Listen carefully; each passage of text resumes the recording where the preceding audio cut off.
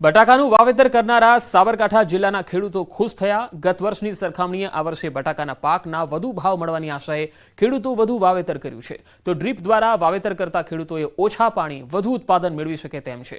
આ વર્ષે પ્રાંતિજ, તલોદ, હિંમતનગર, ઈડર સહિતના તાલુકામાં બટાકાનું વાવેતર થયું। ગત વર્ષની સરખામણીએ આ વર્ષે વાવેતર તો વધ્યું છે, સાથે અહીંનું વાતાવરણ સારું હોવાથી ખેડૂતોએ વાવેતર વધારે કર્યું છે। ગત વર્ષે પણ ખેડૂતોને બટાકાના સારા એવા ભાવ મળ્યા, પરંતુ એ ભાવ યોગ્ય ન હતા। આ વર્ષે ખેડૂતોને વધુ ભાવની આશા છે। ખાતર બિયારણના ભાવ વધારે હોવાથી વધુ ભાવની ખેડૂતોને આશા છે। સાથે પાણીનો બગાડ ન થાય તે માટે ડ્રીપ દ્વારા ખેતી કરવામાં આવે છે, જેથી ડ્રીપમાં ખાતર અને દવાઓ મળી રહે અને ખેડૂતોને ફાયદો થઈ શકે, રાતની ઉજાગરાથી પણ બચી શકાય। એક કોક ચાલુ કરીને તમામ છોડને પૂરતું પાણી મળી રહે છે।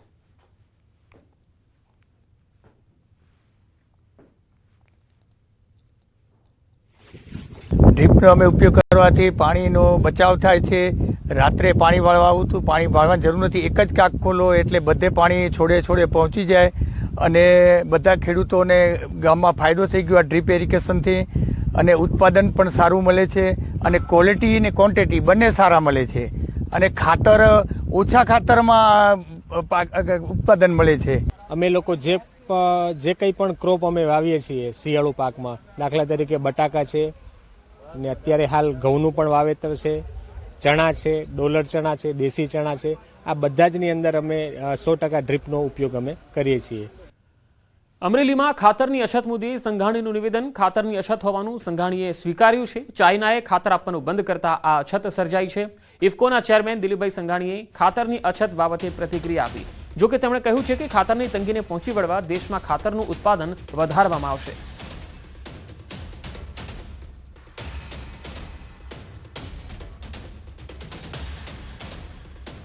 આપણા દેશમાં જે ફર્ટિલાઇઝર ઉત્પન્ન થાય છે એમાં 50% દેશની બધી જ કંપનીઓ ઉત્પન્ન કરે છે અને 50% બહારથી આવે છે। એમાં ખાસ કરીને 50%માં મોટા ભાગનું ચાઇનાથી આવે છે।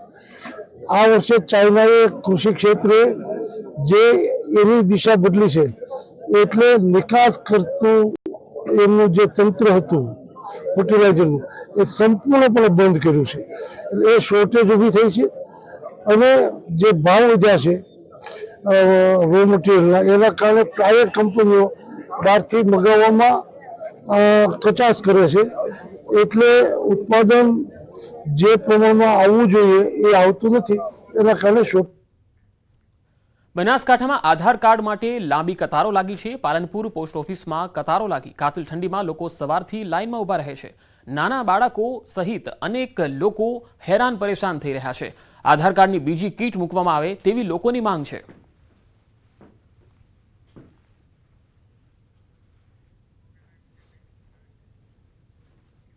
અમદાવાદના ભુલાવડી ગામમાં જમીન વિવાદનો જે મામલો હતો, નિકોલ પોલીસે 10 આરોપીઓની ધરપકડ કરી લીધી છે। મુખ્ય આરોપી જનક હાલ ફરાર છે। જમીન માલિક કબજો લેવા ગયેલા ત્યારે આરોપીઓએ હુમલો કર્યો હતો। તોફાની તત્વોએ કારમાં ભારે તોડફોડ કરી હતી। તોડફોડનો વિડીયો પણ વાયરલ થયો હતો।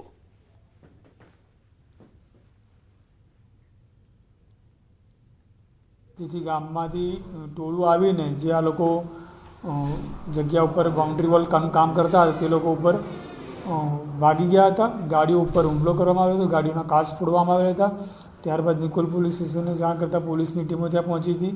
રાત્રે ગામમાં કોમ્બિંગ કરવામાં આવેલું હતું। 6 જેટલા આરોપીઓને ગઈકાલે રાત્રે અરેસ્ટ કરવામાં આવેલા હતા।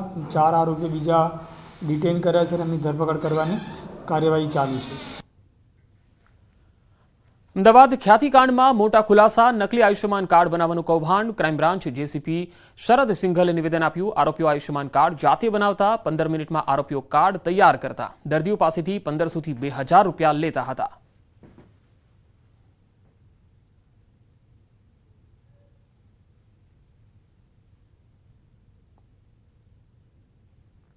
ખ્યાતિ હોસ્પિટલમાં લઈને આવતા હતા અને આ લોકોનો ચકાસણી કરતા આ લોકો પાસે અગર PMJYનું કાર્ડ ના હોય તો આ માણસનો બધા ડાટા ચિરાગ રાજપૂત અને 1-2 વાર કિરણ પટેલની હાજરીમાં આ દર્દી એનાનો ત્યાં મોકલતા હતા।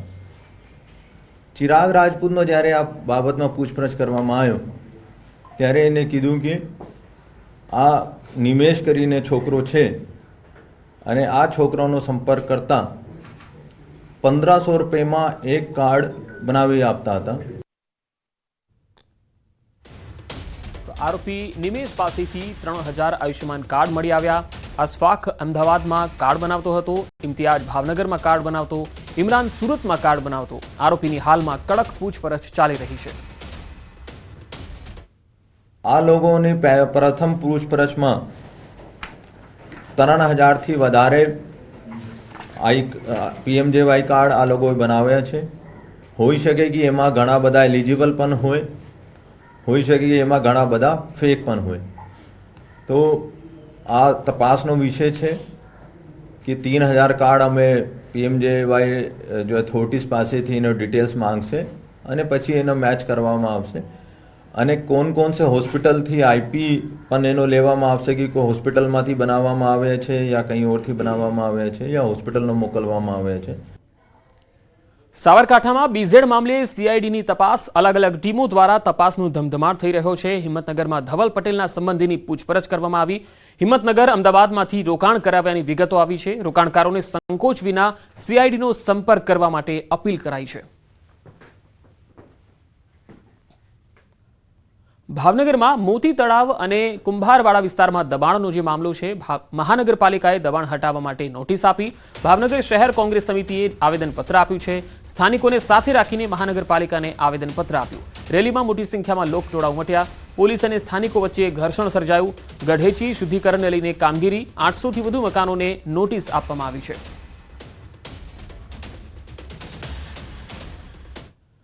આણંદના ભાલેજમાં વિદ્યાર્થીઓ જીવના જોખમે શાળાએ જઈ રહ્યા છે. રેલવે ટ્રેક પાસે ગરનાળું છે, પરંતુ ઓવરબ્રિજ હોવા છતાં લોકોની મુશ્કેલી ઓછી નથી થઈ. રેલવે ગરનાળું બંધ હોવાથી સ્થાનિકો જઈ શકતા નથી અને ઓવરબ્રિજ પર ટ્રાફિકનું ભારણ વધારે હોવાથી રાહદારીઓ રેલવે ટ્રેક ઓળંગવાનું વધારે પસંદ કરે છે. રેલવે ટ્રેક નજીક શાળા આવેલી હોવાથી વિદ્યાર્થીઓ જીવના જોખમે ટ્રેક પાર કરવા મજબૂર છે.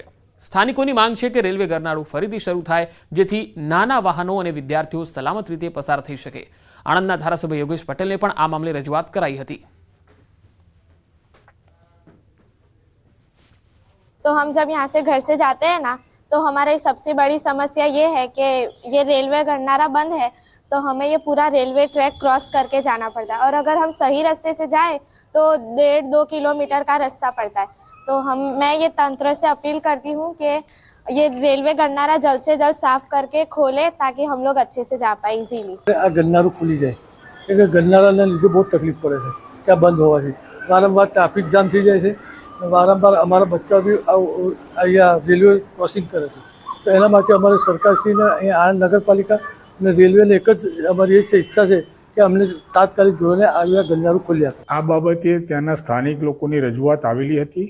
હાલ ત્યાં આગળ જે અમીના મંજિલવાળી ફાટક હતી ત્યાં આગળ અંડરબ્રિજ બનાવવાનું રેલવે ખાતા તરફથી કામ ચાલુ છે અને તેને લીધે ભાલેજ બ્રિજ ઉપર ટ્રાફિકનું ભારણ વધ્યું છે. એવા સંજોગોમાં તમે જે કહો છો એ 648 નંબરનું જે ગરનાળું ભૂતકાળમાં જે ચાલુ હતું તેના માટે વડોદરા ડિવિઝનલ ઓફિસરને અમે રજૂઆત કરી છે. અને અહીંયા જે ટ્રાફિક જામ થાય છે ને લોકોને જે આપે કહ્યું જેમ અગવડો પડે છે તેના માટે આ નાળું ફરીથી શરૂ કરી શકાય, પણ એટલું નાળું મોટું પણ નથી, એટલે કદાચ એની મંજૂરી અમે માગી છે. 31ને લઈને વલસાડ જિલ્લામાં પોલીસ એલર્ટ મોડ પર છે. જિલ્લા પોલીસે આંતરરાજ્ય ચેકપોસ્ટ પર ચુસ્ત બંદોબસ્ત સાથે વાહનોનું સઘન ચેકિંગ વધાર્યું છે.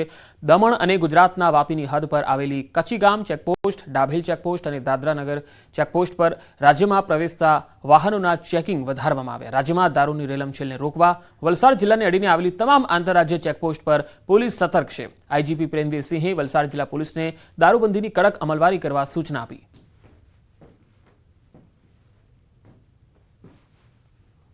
એસપી શ્રી વલસાડ દ્વારા એક વિસ્તૃત પ્લાન તૈયાર કરવામાં આવેલ છે અને આ દરમિયાન જે કોઈ લોકો દારૂ પીને અથવા દારૂની હેરફેર કરવા માટે વલસાડ જિલ્લાની હદમાં પ્રવેશ કરશે એને સામે ખૂબ જ કડક કાયદાકીય કાર્યવાહી કરવામાં આવશે.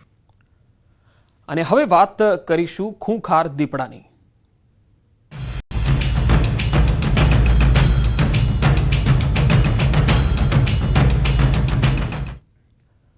ભાવનગરના શિહોર તાલુકામાં દીપડાનો આતંક યથાવત છે। શિહોર તાલુકાના સર ગામે દીપડાએ વધુ એક પશુનું મારણ કર્યું।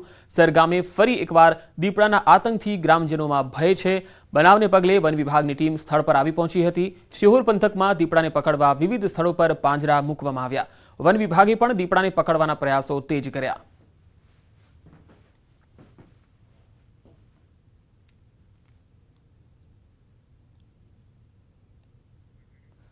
દાહોદમાં ફરી એક વખત દીપડો દેખાયો। ગરબાડા તાલુકાના નવા ફળિયામાં દીપડો દેખાતા લોકોમાં ભયનો માહોલ છે।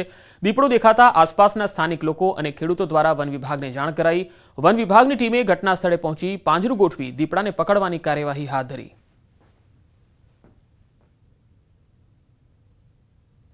તો સુરતના માંગરોળના નાની નરોલી ગામે શેરડીના ખેતરમાંથી બીમાર હાલતમાં દીપડો નજરે ચડ્યો। સ્થાનિકોએ વાંકલ વન વિભાગની ટીમને જાણ કરી। સ્થળ પર દોડી ગયેલ વન વિભાગની ટીમે દીપડાનું રેસ્ક્યુ કર્યું। દીપડાને પશુ ચિકિત્સા કેન્દ્ર ખાતે લાવી જરૂરી સારવાર કરાઈ। દીપડો સ્વસ્થ થઈ જતા સુરક્ષિત જંગલ વિસ્તારમાં મુક્ત કરવાની તજવીજ હાથ ધરવામાં આવી।